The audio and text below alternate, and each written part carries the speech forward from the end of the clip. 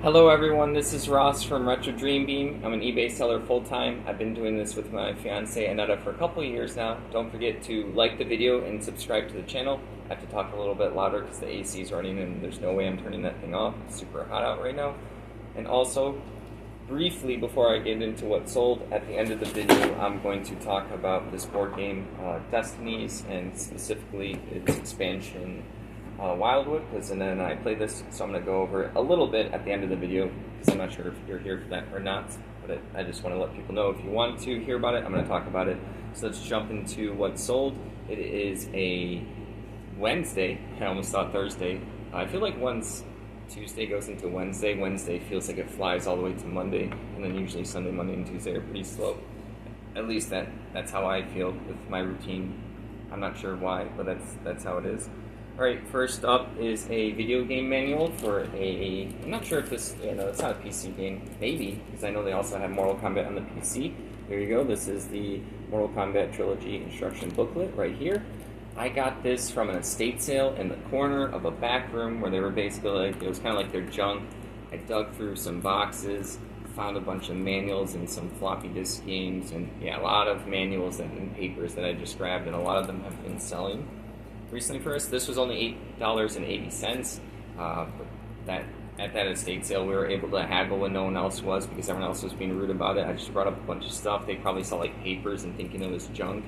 Yeah, I don't remember the exact price, but it was a good price for that sale, because they were cherry picking everyone else, right? Not like, oh, piece of paper, $5, $3 for this. No, for us, they gave us like a bulk deal. So that's a good sale. I love finding that stuff, and you really do have to dig. I feel like I only personally find good stuff when I'm like digging on my knees, going through literally boxes in the corner with dust and spiders. Like we're friends now at this point. You really do have to find stuff that way sometimes. And there was good stuff. I think last video there was a $50 manual that we sold, and that was from the same box. All right, moving on is a cribbage book. Right here, I happened to get a whole box of chess books, and this happened to be in it. Box, board games blocking that right here. A book on how to play cribbage. It's called A New Concept, 5th edition. It might have some strategies for someone playing it. They just want to read it, or they want to put it on a bookshelf. This sold for $11.80. It's weird that I listed a bunch of chess books and the few cribbage ones sold. I'll keep an eye out for that. Alright, moving on up is Kriegspiel, a board game. Pretty sure we've sold this one on this channel before. I have a couple more listed. I'll pick this up anytime, incomplete or complete. It has a pretty cool cover for people who like military stuff. There's like a tank explosion, a bunch of soldiers. Really interesting. This is like different than like what a modern board game looks now. And this is because it's a bookcase game. It fits well on a bookcase.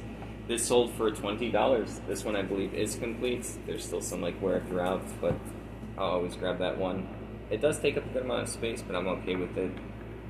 Moving on up is a Jackal Halo figure with the plasma shield. This is the green one right here. There are marks throughout the figure, mostly on the shield. I took pictures of it. Yeah, this was in a box of toys that my parents and brothers like went through, and it was gonna be like thrown out. And I'm like, no, let me take a look at the stuff. I think I listed all, but like one thing was actually thrown out. This sold for $20. So yeah, Halo is the old toys, the good quality ones, sell pretty well.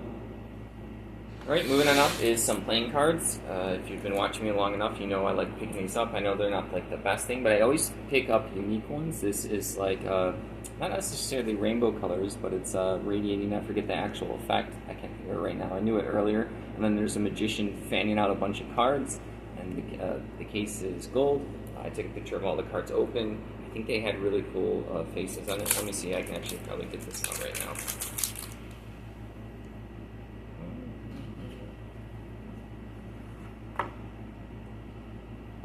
Yeah, I guess the face cards didn't matter. The face cards were just regular. But yeah, it looks really cool being held up. That's probably why they grabbed these. These sold for $21. So yeah, I think I talked at one point about how I get up to $20 in playing card decks sometimes, and there you go. This is one of them.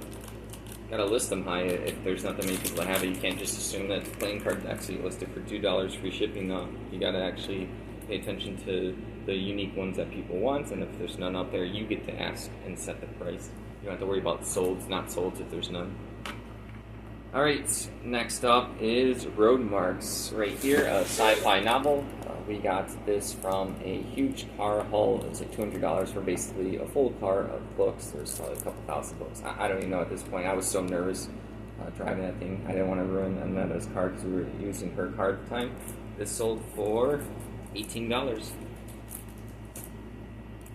Coming on up is a chessboard right here. This is going to be a travel size in quotations because it folds up and you can send it. I'm trying to be really careful because the pieces, I can hear a couple of them falling.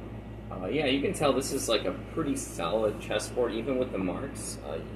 If you want to know what like a modern chessboard looks like, go to Five Below, go to Walmart, Targets, even go to like board game stores, and you'll see the quality of those generally aren't good. Obviously, if like a board game store pays attention and they know how to source really good ones, they'll have good ones. But yeah, inside here, it's going to have actually little hooks that are supposed to keep the pieces in place. Obviously, this is older, so when I'm like moving it around from the storage unit, even though I'm delicate, they get moved around. But people are looking for certain felt bottoms to the pieces. They want the pieces to be a certain quality, a certain height. They're looking for certain colors. Yeah, put all these in the keywords as much as you can. Take pictures of all these bottoms, the ones that are missing, the ones that are not. I do pretty well at chessboards. It's like one of the few things where I'll pay up for them, like $5, $7, if I see that all the pieces are there. I believe there's 32 pieces, so I just count for 32. I think. I'll double count when I'm there. See, this one was missing. I showed that in the pictures. It's still sold. This chessboard sold for $21.60. Alright, next up is 3 boards, which was just 1 board, and then it got taped up at some point. You can see the tape. 1, 2, 3. This is for one of those Avalon Hill board games, I believe it is Blitzkrieg, in the bottom left corner. Hopefully you can see that. Yeah, and this was just the 3 boards to put together, and it's the board for the board game. Pretty good quality, other than it being split up. I'm not sure if it was originally like weirdly folded. Old board games usually didn't fold them nice enough to last a lot of folds and unfolds. There you go. I have a bunch of wrist boards that I'm about to list today as well, so I do pretty well with these. This sold for $12.80 plus shipping. I forgot to mention that for all these items is plus shipping. I don't do free shipping, so I should have mentioned that in the beginning. But yeah, $12.80 because that would make the difference or something like that. Free shipping, and that would have been like, oh, I just wasted my time. Alright, next up is a HeroClix Fast Forces. Harley Quinn and the Gotham Girls right here. People are obsessed with Harley Quinn, Batman. This is a HeroClix collectible miniature game. Fast Forces gives you 6 figures. It gives you a ton of different point values to play the game. Usually you play 300 points against 300 points. That's like the classic tournament style. I don't know if it's changed. I used to play competitive a long time ago. But then people make up their weird scenarios. They have like a judge who oversees the games at these stores where you play HeroClix, and they might say something like, you get to do 700 points, and it has to have a couple themes. So someone would be like, okay, Joker, Harley Quinn, or Iron Man, and Penny, or whatever her name was. Sorry, I got distracted by my cat. Stop! No, watch out. Hey, watch out. Hey. Okay, the police are coming. You're under for arrest. Alright, and then last up is America Triumphant Battle of the Bulge board game right here. Yeah, another, not necessarily a bookcase game, but I see these a lot. What company is this? Avalanche Press. I also grabbed these. They're usually pretty thin. This one I think it felt light, so I was like, ooh, is it just a box? Whatever, I can still sell it. You get the map, and then I'm going to be careful with these, because I don't like them to unpunch. Right there, unpunched pieces. This sold for $22. Alright, that's everything that sold for us that we were shipping out on Wednesday. Wednesday. That sold on Tuesday for Wednesday. Please don't forget to like the video and subscribe to the channel. I'm going to go into a little bit extra bonus content right here. It's just what we did yesterday. We've had this Destiny's Witchwood expansion since the holidays, I think. I can't even remember where we got this, or maybe we picked up at a board game store. We've played all the other expansions for this series. You need the base game Destinies to actually play it. I think this is like the perfect combo game for us, because generally Aneta likes to play co-op. I'm okay with some stakes at hand, a little bit of competitiveness, and this is a... What, I'm wrong? What? I know, I'm going to get into it. This is a really cool game where you are each against each other. It is a narrative-driven game. Usually in some kind of world, there's going to be little tiles. You each get to pick one of 3 different characters, and if you pick a character, someone else can't pick it. On the back of the character, it has 2 goals or destinies that you're trying to complete, and then the other person's also going to have 2 different destinies that they can complete. You complete one, you win the game, and on your turn, you move, you interact with the point. You do need your phone or a tablet or a computer. Runs through the different options and stories, and it kind of remembers choices you make. If you steal a bunch of stuff and you go to someone that actually knows that you've stolen, you might have like a harder roll to do. There's a bunch of dice to make like skill checks. It sounds super complicated. It's mostly easy. It's move, read some story, pick some choices on the phone until it tells you your turn ends. Skill checks are you roll some dice and did you get the number or not. I'm simplifying it because I know like my family might be watching and they think anytime I talk about board games that I'm talking about like rocket science. So I know that's not exactly how the skill checks work for that, but that is move, interact, roll some dice. Did you get the check? You can put it in your phone. The phone eventually says your turn ends. It's the next person's turn. All right. You need the base game components for this.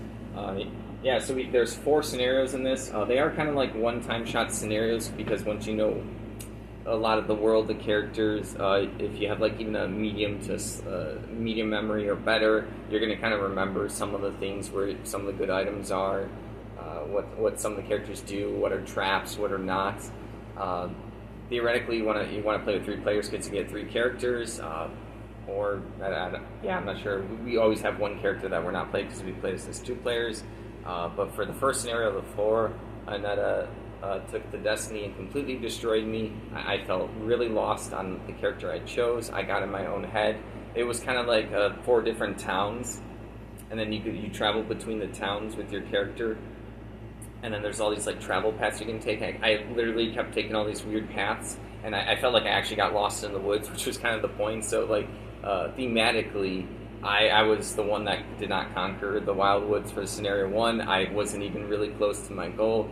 She stayed focused and she crushed her goal. She won. At the end, it tells you a little story about like the character she picked was the Bride. The character I picked was the Broken, and then the third character we didn't play was the Brave. And then for the Bride, the goal of scenario 1 was to find this fern flower, a magical flower that can grant a wish. But you had to go into the woods where there was a promise that the humans would stay in their cities and that they wouldn't bother the woods. And the witches kept this promise together. It got pretty not complicated. There's a lot of lore to the particular scenario. I got lost within it, just like hyper focusing on one of my destinies. I should have swapped mid game. You can actually like I said, you have 2 goals, and if you're going through the game, interacting with people, and you just happen to be working, like you happen to find some stuff for one of the goals, you should just go for it. I was just being stubborn. But yeah, so congrats to her. I think this was her 2nd best win against me in the game. She's won more than me. It's probably like 75% her, 25% me for all of the scenarios from the base game, the other expansions we played. So we have 3 more. I'm hoping to nab, I really hope like 1 or 2 wins. Like 1 win, I'll be happy if I can get 1 out of 4 here. But yeah, it's fun to go through, but yeah, I really got confused.